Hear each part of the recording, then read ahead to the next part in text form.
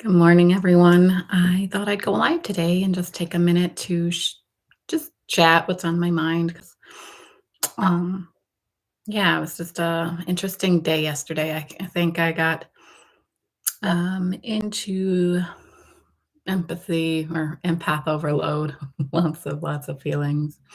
Then I went to see the movie Lilo and Stitch, which for funny thing, it's one of those movies, Disney movies that I know I have a friend that absolutely loves Lilo and Stitch, but I was never one that followed it too closely. Um, and then this live version for probably reasons of the fact that I've been doing a lot of reflecting on beliefs and like things that happened to me as a kid and all those things and like always knowing that there was something bigger and meant for me, but kind of always feeling like that outsider.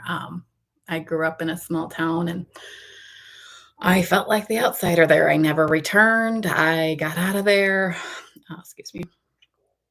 As soon as I um, like figured out my way out, I was out. School was my ticket out. So I buckled down, even though school was hard. In some ways, it was easy, but it was hard. Like I had that like really clairvoyant where I just know things, and in some areas, and in some areas, it just was like "Ah, I can't do this.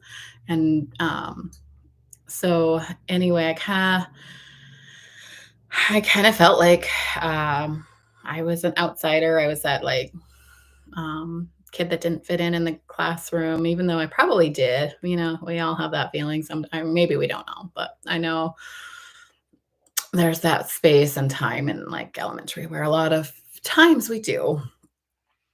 Um, but like I think the thing that with Lilo and Stitch that really stuck out to me today or yesterday was just that like I really connected with Lilo, that feeling of being orphaned. And as I come up upon my mom's death anniversary, I think for me that was the first time in like that like my awareness shifted from like at least I have a parent. Like my dad died 10 years or for 15 years ago now, I should say.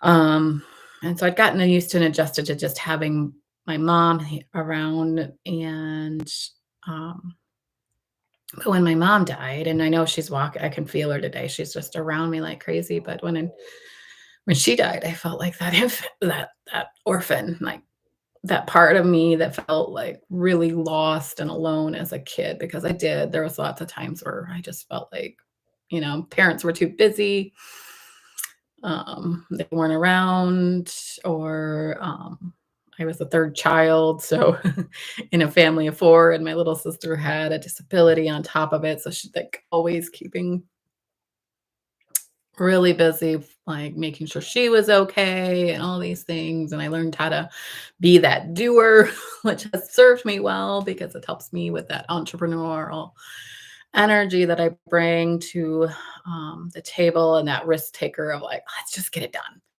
Um, but that spot that just felt really alone and that like, yeah, you're gonna tell me that like all this stuff is possible and yeah, that hasn't been um my experience in some ways. That side-eyed at miracles, I've seen them, but I don't necessarily trust in that magic when it's working.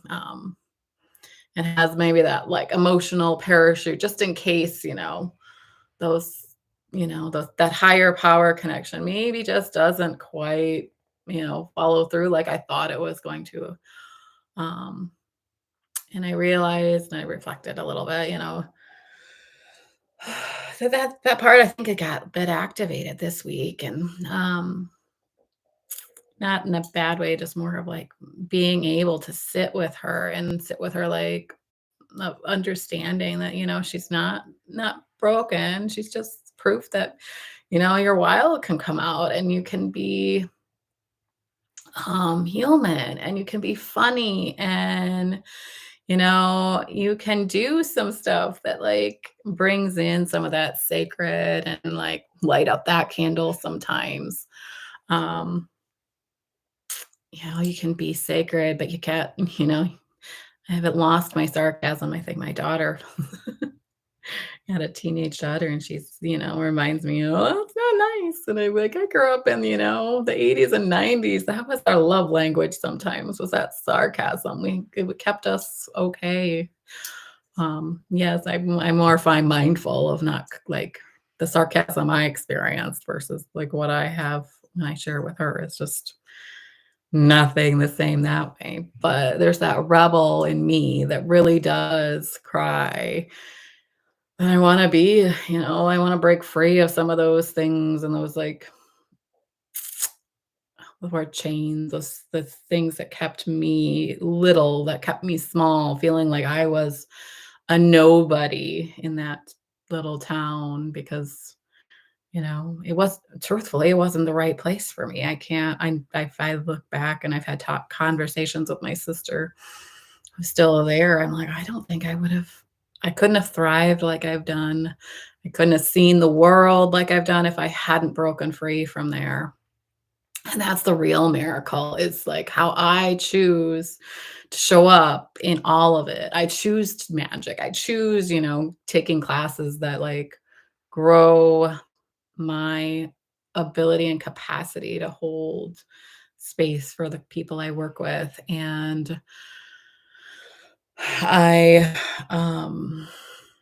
continue to clear out my own stuff and show up with heart over and over again, even if like yesterday it was a day where I like got a sensory overload and I probably had one too many people that I came in contact with and like all the things, but I still realize that there's so much magic in the world and there's so much wonderful. Like I think some of the places where I've been and the things that like been able to experience has shown me that there's so much good even in like the darkest places. Like working for as many years as I did in the Department of Corrections, seeing so much light if like you let go of that like judgment and you let go and you just let people like, shine, they want to, people you wanna shine, I wanna shine, like, and sometimes those I think, like,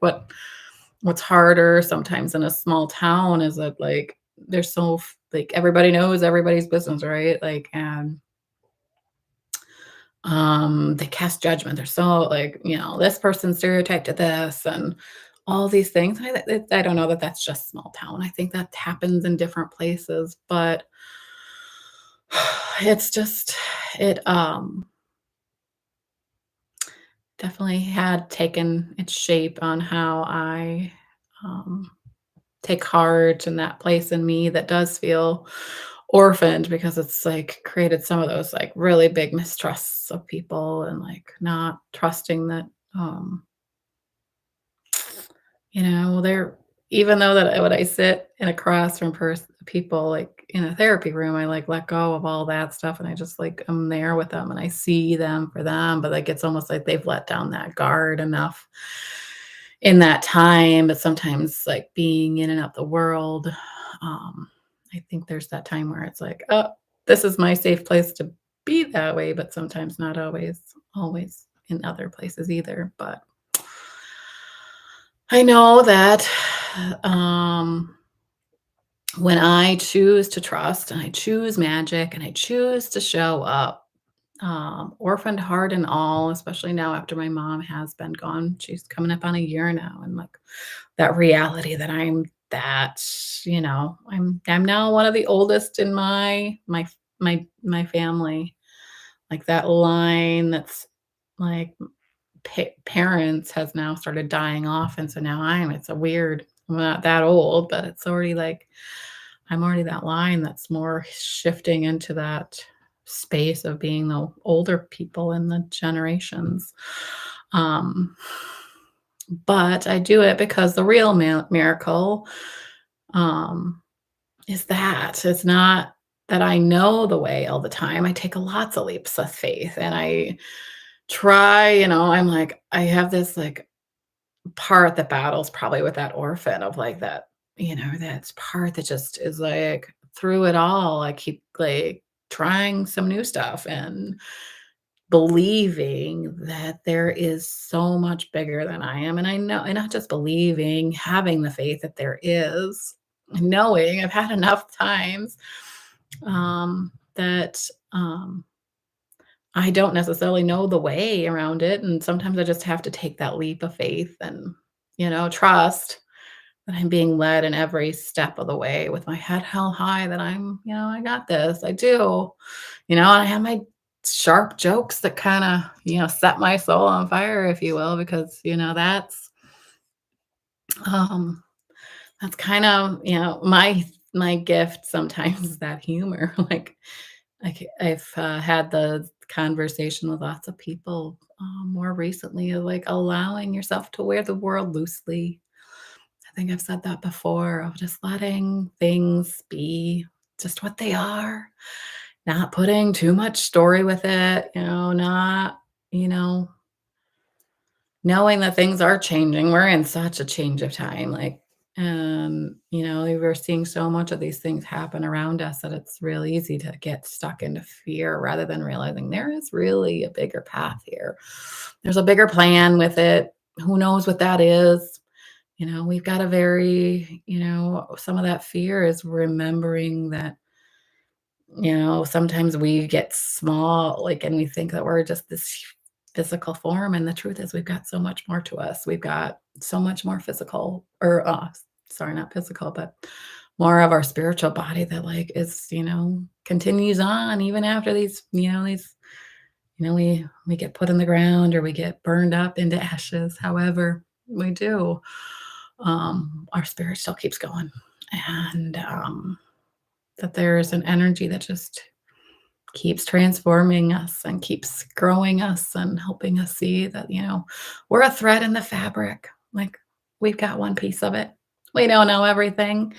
And, I think that going back to that judgment piece, we don't know if someone's path is the right path for them or not. We don't know that. We can see sometimes that, we know that the path sometimes that people travel down can be painful. And our human response is like, "Oh, don't go to that." But sometimes we have to. Sometimes that's what we need to grow. How we choose that pain or how we choose to transmute and alchemize that pain is different. But um, I think it's remembering that we're not orphans, that we truly do have people around us. And there's amazing magic within community and connection. I think that's why I did my name, Holistic Reiki Connection, is because my therapy background is marriage and family therapy, and the systems. While I can, in one sense, there's so much brokenness in the system. There's so much, but there's so much good yet, and there's so many people that have good hearts. And the more we remember connection and that higher power, and I think Reiki for me is that piece that's been along the way that helped me connect in a way that oh, there is so much bigger than me, so much. And there has been even I look back as a kid and I remember when I was first going and doing the healing part that I was led to do with Reiki, because my sister had lost her son to SIDS, and I had found a friend that I just knew within 6 weeks he died and had committed suicide. And it rocked my world, being from a small town, not having experienced that kind of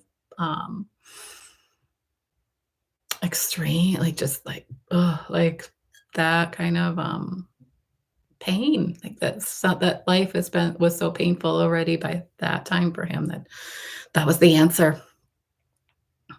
And having my psychic gifts kind of start coming in where I could um even after hearing about, just as I was hearing about, I should say, I could picture, I could see what had happened to him. And I wasn't told how the hows or anything like that, but I had this image in my mind. And sure enough, it was that thing that's what happened. That image was that representation of what did, and, like, that was kinda, shaking to me, like, how could I, like, have that deep a connection with someone? How could I have known that soul so well? But that was my first, like, really, like, "Oh, we really do know people." And people, no matter how long or short, have, impact on our paths, and that we have these soul connections that, as we work together, like, it creates um, the part of the journey that it's was meant to. Like, we work out well, hopefully, as long as we keep that, like, higher knowing that we're in a school of life, like, school of, like, learning, and that as we keep going, and we keep connecting, like I said, that's the connection part for me, is, like, really knowing, like, and as I've done more and more in my EMDR therapy training, like, that's one of the key parts of it. Like, that's that helping that reattachment and that neural network in our body that forms because we, are helping with that recreating of attach like, those pathways that are lit up by attachment and are those photo neurons that are lit up by us seeing, what's happening. So, anyway, that's my little short rant for today and, like, little reflection because it was just, yeah, Lilo and Stitch, I never know what kind of movies will hit some of those, like, chords with that orphaned chord and, like, watching, Lilo have no parents anymore and, like, having that process of, like, having to figure out the world without parents anymore has been, it's hard. As you can see, it even makes me tear up, like, it is truly very much, one of those changes, and, learning how to, like, find those connections after are so important as well. So, I hope you enjoyed this. Like my page, subscribe, or like this video, subscribe. If you're interested in working with me, reach out. I'm really working more towards shifting my business in a way that's my practice into the one that does more of, really concentrated, really, like, let's get to the nitty gritty. I was talking to someone recently, and they were talking about relief, and, that's great. That is great for if you're just at that point where you just want relief, wonderful. But if you want transformation and, like, seriously, like, let's get down to the nitty-gritty and let's do some work so that you can start living the life that you are dreaming of. That's really what I am about. So, so much love. Thank you for listening if you've been listening. Bye.